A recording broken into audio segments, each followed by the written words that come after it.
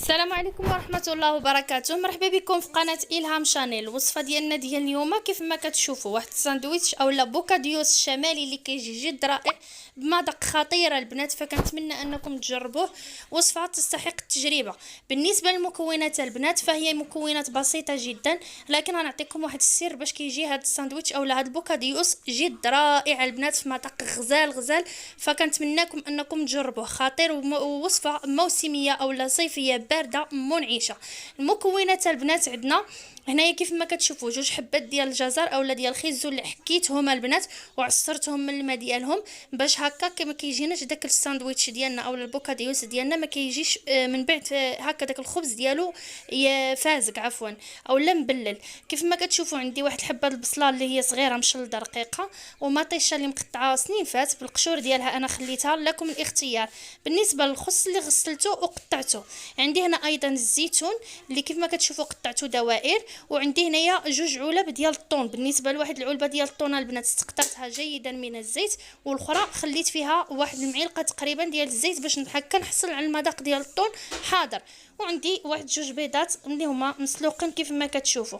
السر ديال هاد البوكاديوس كتشوفوا هاد البطاطا اللي معستها هنايا البنات، السر ديالو هو هاد البطاطس اللي غادي نزيدو لها واحد المكونات خطيرين البنات.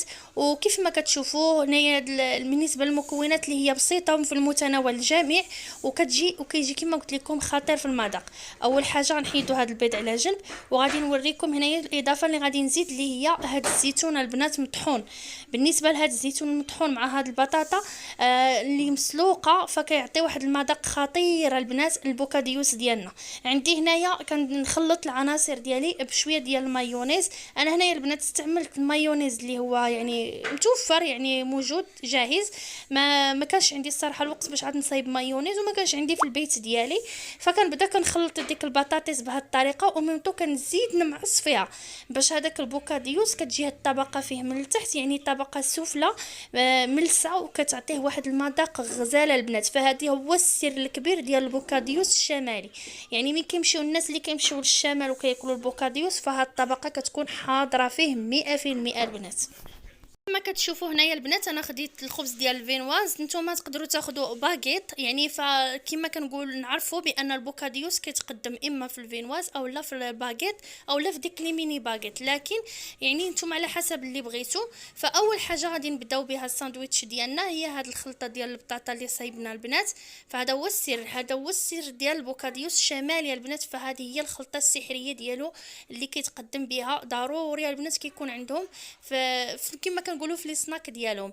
فكما كتشوفوا كنبدا اول حاجه يعني كنسرح ديك الطبقه الاولى ديال ديك البطاطا.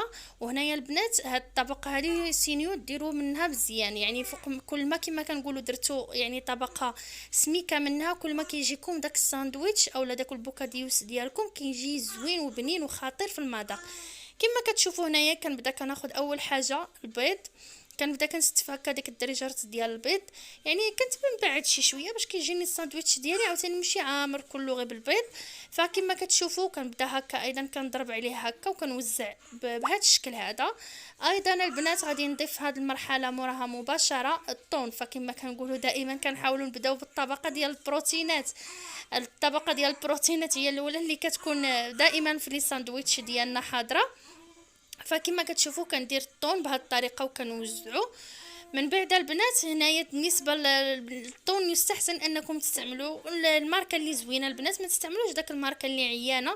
فكما كنقولوا عاوتاني باش يجيكم الساندويتش ديالكم اولا البوكاديوس ديالكم يجي بنين. ثاني حاجه البنات انا خديت هنايا بالنسبه للبنات هنايا الشليضه ديالكم فكتسبقوا باللي بغيتو. فانا بقيت في الاول متردده واش نسبق بغيزو اولا الجزر ولا البصله، يعني لكم الاختيار. عاد من بعد قلت نحط شويه ديال وضعت الجزر ديالي ثم وضعت البصيله بهذه الطريقه هذه. فبالنسبه للبصله البنات يستحسن انكم تستعملوا البيضه باش ما تجيكمش قاصحه في اللوغو ديال البوكاديوس ديالكم. وايضا بالنسبه للطماطيشه عفوا يعني اللي كنستعملوها بهذه الطريقه فكتقدروا تقشروها ايضا البنات. فبالنسبه لهاد الطبقه الشليضه لكم الاختيار توضعوا نتوما داكشي اللي بغيتو في الاول وفي التالي، يعني لكم الاختيار. فكل وحده عندها الطريقه ديالها، لكن فكتبقى كيف ما كنقولوا يعني العناصر نفسها باش يعني اللي كيتعرف بها البوكاديوس. ففقط بغيت نشاركه معكم. كذلك مع هذيك الطبقه اللي بغيت الاولى يعني ديال البطاطا والمايونيز، فهذيك هي اللي كتكون اساسيه. فقلت يعني كاين بزاف د الاخوات اللي ما كيكونوش عارفينها، فقلت نشاركها معكم. فهذا هو البوكاديوس ديالنا. فانا هنايا البنات عمرت صراحه 3 ديال البوكاديوس ديالي اولا لي ساندويتش بهذه الطريقه هذه. فكنستمر بهذه الطريقه هذه. نفس الشيء بالنسبه للساندويتش الثاني، فغادي نفس العناصر اللي وضعتهم في الاول غنوضعهم في الثاني. يعني دائما كما كنقولوا كنبدا هنايا سرعت شويه المقطع، كنبدا بالطبقه ديال البطاطا ثم كنوضع البيض بهذه الطريقه هذه. فانا البنات هنايا الصراحه البيض ما قدنيش، فزدت عاد من بعد سلقت واحد الحبه ديال البيض.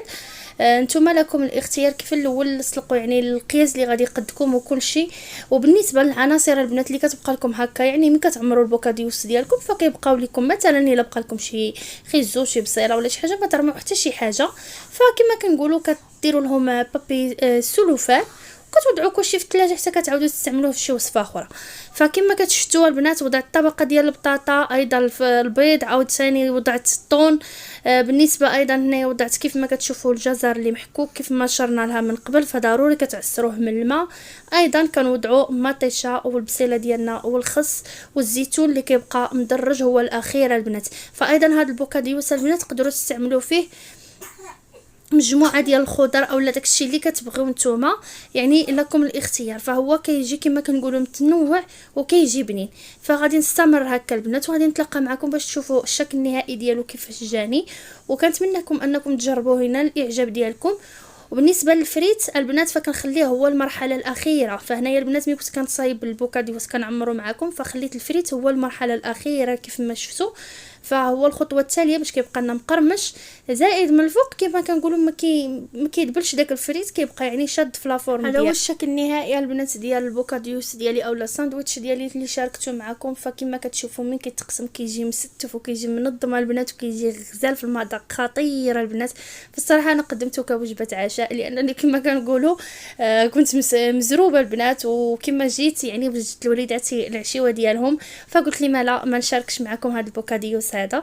وصدقوني كيجي بنين فكتقدموه مع اي مشروب بغيتو ولكم الاختيار سواء عصير اولا كما كنقولوا مناضه اولا اي حاجه بغيتو تشربوها معاه فكيجي زوين البنات صدقوني.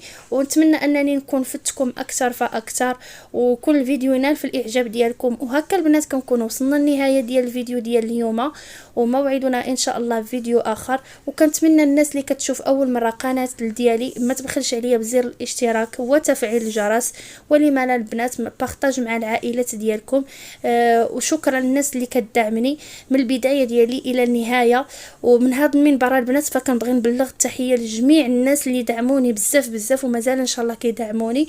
وشكرا لكم بزاف بزاف اللي ما كتبخلوش عليا بلي لايك ديالكم والتعاليق ديالكم ودائما كتدعموني بزاف بزاف. فباش نحسبهم البنات بوحده بوحده فتبارك الله ما شاء الله العائله ديال قناه الهام شانيل فهي عائله كبيره، ما غاديش نقدر كما كنقولوا نحسب بالواحد، لكن ما شاء الله عليكم كلشي تبارك الله كتدعموني والله يخليكم ليا والله يحفظكم ليا. وكنتمنى انكم دائما تبقوا معايا الى النهايه ان شاء الله. بالتوفيق للجميع وموعدنا ان شاء الله فيديو اخر. الى اللقاء.